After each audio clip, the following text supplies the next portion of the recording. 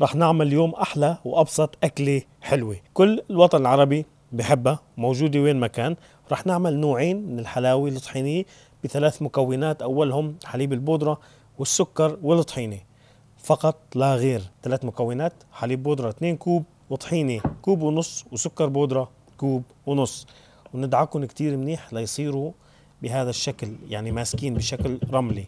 وعندي شوية فستق حلبي راح كسرهم وحطهم بالوعاء اللي راح احط فيه الحلاوة الطحينية. شايفين البساطة؟ كتير سهلة. ونرصها كتير منيح. كمان راح احط على وشها فستق حلبي، والفستق الحلبي اختياري.